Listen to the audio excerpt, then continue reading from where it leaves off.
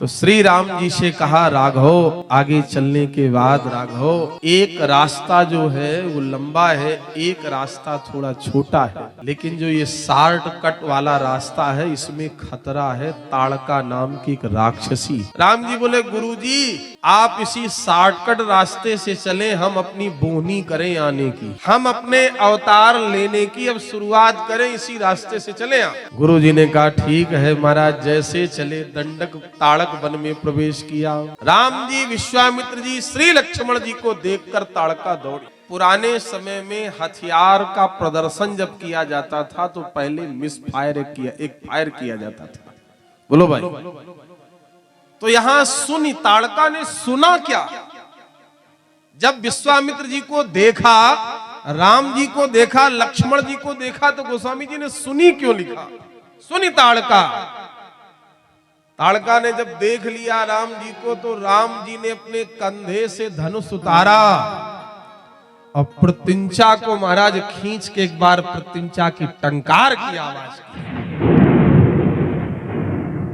बस वही जो फायर हुआ, हवाई फायर, प्रत्यंचा की डोर की जो आवाज हुई, बस उसी शब्द को, उसी ध्वनि को ताड़का ने सुन लिया। और एक बात कहें, किसी पहलवान के सामने कोई ताल ठोक दे तो पहलवान बैठा रहेगा कि खड़ा हो जाएगा? बोलो भाई। अच्छा, बहुत अच्छा गीत हो रहा हो और कोई नृत्य करने वाला हो तो महाराज उसके हाथ पैर रुकेंगे? बहुत सुंदर मंच सजा हो, विद्वानों की सभा चल रही हो और हम नीचे बैठे हो तो हमें ये लगेगा कि 5 मिनट हमें भी समय मिल जाए। ताड़का ने जब धनुष की प्रत्यंचा की टंकार सुनी तो दौड़ पड़ी। विश्वामित्र जी ने कहा, राम ताड़का आ रही है। राम जी बोले, गुरुजी चिंता न करो, आने दो। विश्वामित्र जी ने कहा, क्या कह रहे हो, आने दो? हमने तुमसे कहा था कि वो लांग रूट से चलो, तुम्ही ने कहा इधर से चलो, अब तुम कह रहे आने दो। राम जी ने कहा, चिंता मत बोल करो आप महाराज, मैं हूं। एक ही बाण प्राण हरि लीना, एक ही बाण प्राण हरि लीना। श्री विश्वामित्र जी ने कहा, राम मैं समझ गया तुम भगवान हो। देखो ये ताड़का क्या है, आध्यात्मिक दृष्टिकोण से देखा जाए तो ताड़का को ईर्ष्या कहा गया, ईर्ष्या। अब बुरा मत मानना भैया, आज ये ताड़का रूपी ईर्ष्या हर एक व्यक्ति के अंदर है, वो चाहे हम हो चाहे आप हो। बिरला ही कोई ऐसा होगा जिसके अंदर ये ताड़का रूपी ईर्ष्या ना हो। व्यक्ति अपने दुख से इतना दुखी नहीं जितना पड़ोसी के सुख से दुखी। दुख इस बात का नहीं कि अपना बेटा फेल हो गया। एक जगह हम कथा कहने गए तो गांव के बाहर बढ़िया व्यवस्था की गई, जैसे यहाँ पे बढ़िया भगवती के चरण शरण में हम हैं। एक सज्जन सवेरे से आ जाते, शाम तक मेरे पास रहते, मेरी बड़ी सेवा करते। जब हम चलने लगे कार्यक्रम समाप्ति के बाद अपने घर की ओर, तो हमने उनसे कहा, भैया आपने मेरी बड़ी सेवा की, कम से कम अपना घर दिखा देते, आपके यहाँ एक कप चाय पी लेते, आपके बच्चों को कुछ आशीर्वाद दे देते।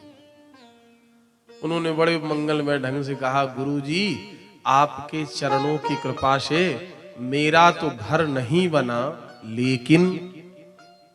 हमने कहा घर नहीं बना तो लेकिन क्या? कहा मेरा तो घर नहीं बना, लेकिन मैंने अपने मोहल्ले में किसी का बनने भी नहीं दिया है। हमने कहा रावण आप ही को चार्ज दे के गया था क्या? बोले गुरुजी जैसे पड़ोसी ने नींव खुदवाया तुरंत स्टे लगवा दिया मैंने। आज का मानव आकाश में पक्षी की तरह उड़ रहा है, ये मानने वाली बात है। आज का मानव जल में मछली की तरह तैर रहा है, ये मानने वाली बात है। लेकिन बड़े दुख के साथ कहना पड़ रहा है, आज का मानव मानव बन के धरती पे चल नहीं रहा। हम चंद्रमा में पहुंच गए, मंगल पर जीवन की खोज हो रही है। आदित्ययान बना के सूर्य के समीप जाने का प्रयास कर रहे हैं, लेकिन हृदय पे हाथ रख के विचार करना, अपने गांव के अपने पड़ोसी से दूर होते जा रहे हैं। ये आयोजन क्यों करवाए जाते, लाखों रुपया खर्च हो रहा है, क्यों हो रहा है?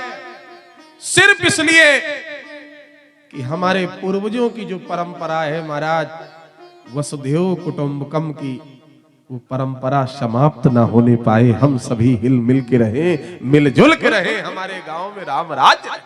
ताड़का है ईर्ष्या, ताड़का के दो पुत्र हैं, मारीच और सुबाहु। इन पुत्रों का नाम है दोष और दुख। और ईर्ष्या के दो ही बेटे होते हैं, चाहे वो हमारे अंदर की ईर्ष्या हो, चाहे आपके अंदर या किसी के अंदर की हो। ईर्ष्या के दो ही बेटे होते हैं, दोष और दुख। ईर्ष्या होगी तो दोष आएगा, और जब दोष आएगा तो दुख अब साथ साथ